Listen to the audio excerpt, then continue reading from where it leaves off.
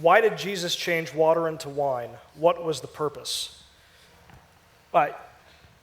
If you're not entirely sure what the purpose was, chances are you're not a whole lot of fun at weddings, first of all.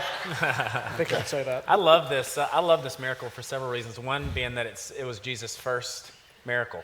So what is there for us to learn there? Secondly, it was at a party or a celebration. We kind of picture Jesus, up in an upper room or under a tree somewhere having a lifelong quiet time.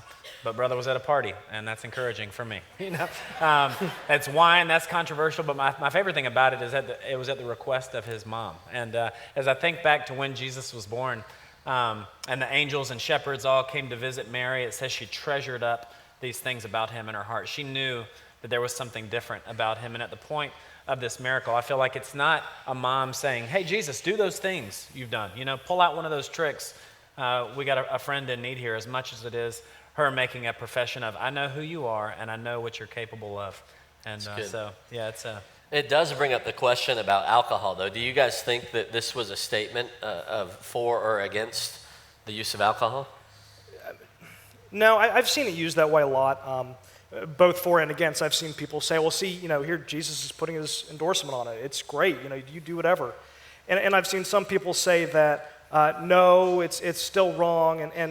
Well, in the Baptist world, we would say that, it was non-alcoholic wine. It's fine. I've seen people say that, well, he didn't turn into wine, he turned it into something else. So it was like grape juice or something. And the problem with that is that the guy who comes and tastes it is in charge of all the wine and food. And he says it's the best wine he's ever had. And he knows what he's talking about. And the other thing I've seen people say is, well, it was wine, but Jesus didn't have any. And the problem with that is that, so Jesus is like the enabler in this scenario. And so, if you think drinking is wrong, you're not going to knock on the door of the party next door and say, hey, you guys need a beer run? I'm here for you. You need whatever you guys need, I will go get. And that's kind of what you have to say is happening here if you say that. It's really not about that at all, I think.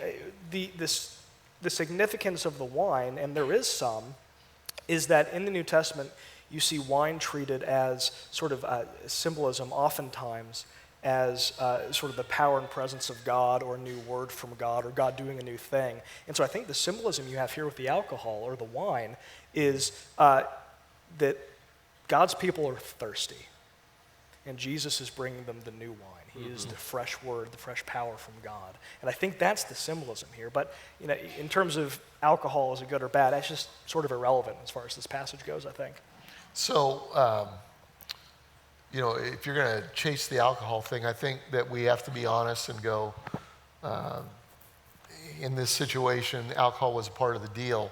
I think Paul later says, in your use of alcohol, food, or whatever it is, be aware of those around you.